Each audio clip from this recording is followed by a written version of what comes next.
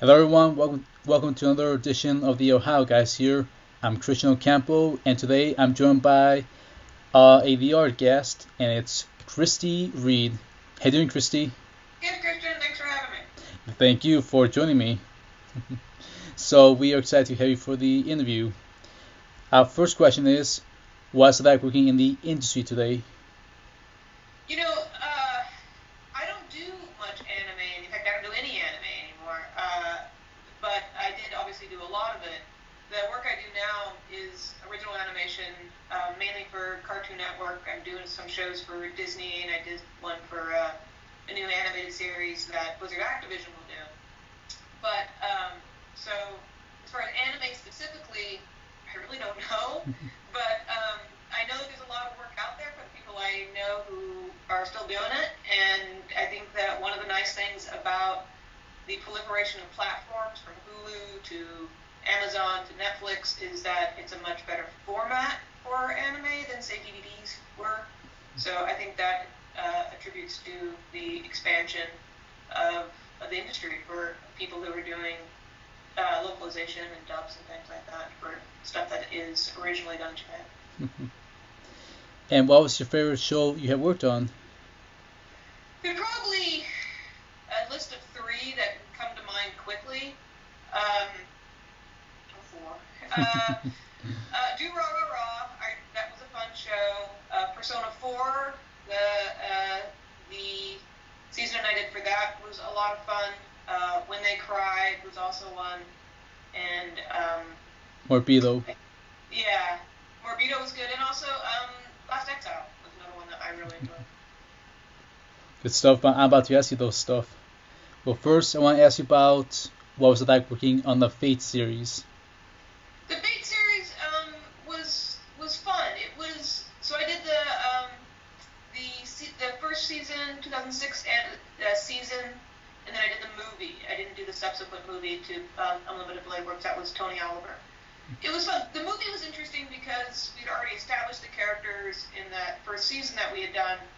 So that's always a little bit more liberating because you already know the characters sound like. There's always in the beginning of setting up a show, you're finding the characters, you're finding how the actors are figuring out what they are, they're finding the parameters in which they can give them range, and when you don't have to do that and you can start right in on something like we did with the movie, then it's actually a much better project because you're not necessarily, there isn't that beginning phase where you're trying to figure out who the characters are. All right, good. All right, one of your favorites. What was it like working on Last Exile? Last Exile was a great show. It's beautiful. The artwork in it is still one of my favorite shows that I've ever worked on. And it was they're two wonderful characters. The brothers and sisters were just two awesome characters to write for and to direct. The actors we had in it were fantastic, and the amount of heart that show had is what made it so great to work on. That always, I think, for me, makes it a better project when you truly want to root for those two characters. All right, another of your favorites. What was it like working on Persona 4? Persona 4 was a lot of fun. For me, one of the reasons that I don't do a lot of anime anymore is that sometimes you can be micromanaged as a creative person to the point where you don't really feel like you get to do a whole lot to add your own voice to it. Persona 4 was the opposite of that. I was kind of left to just do what I wanted with the show and get a whole lot of license to make it funny, to push the actors in a way that I thought added more color to it and made it a more entertaining show. So there are still some lines of dialogue in there that I will occasionally hear that just still crack me up, and they're just funny as shit. Because someone let us just have fun and let me go with an actor and say, this is what I'm looking for. You kind of get the idea. Go ahead and try your pass at it, and be wonderfully surprised by that. All right. So now it's time for our funny little question. Okay. If you could live in any anime world that you have worked on, which one and why? It would probably be Last Exile. I know it's kind of a dystopian universe, but the art and everything is so cool. I love the whole kind of nod to some sort of the retro quality, which was sort of steampunkish before its time. and just the color palette and everything was just beautiful. So it would probably be that, even though maybe not be the most lush green place to live. All right, that's fine. All right, so next show, what was it like working on Durarara? Durarara was fun. It was a show that was challenging because we wanted to make sure that the dialogue we were writing was current and that it sounded like the way kids who were in that kind of environment would really talk. And we would, and although we, did have Aniplex heavily involved with it, there was a lot of latitude, because when you're working with a client who's not a native speaker and they want you to write something that sounds like a native speaker would say as slang, sometimes the Japanese client doesn't get slang, and so you have to explain to them, no, that slang actually works. And so they trusted us, and Hiroe, who was the Aniplex client on that, really gave us the latitude to make the kids sound believable and to create a world that I think really worked. So it's another one that when I hear dialogue from, and occasionally I'll go to conventions and someone will come up and they'll read the dialogue, and if I hear the dialogue and it still sounds great, then I know that we didn't totally screw it up. All right. So here's another gory series you worked on. Yeah. What was that working on Higurashi, When They Cry? That was another one where I really loved it because, again, the client just said, here, and they didn't oversee us too much, so I was allowed to kind of take it in a way that I thought would be really entertaining and not have to be incredibly faithful to every single item of the translation, which I know there's two sides of the coin on that. You can rake me over the coals for not doing that, or you can realize that we're making an adaptation for an audience, and sometimes you need a little bit of latitude to make that adaptation work.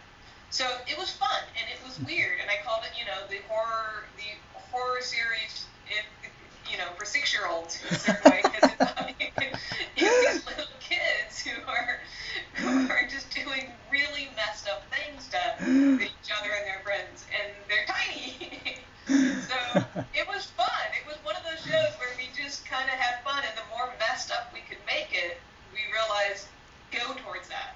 Lean into the more messed up aspect of it, because it's always going to be better. So we kind of pushed it beyond what we might normally be allowed to do, and I think it's why it was so successful.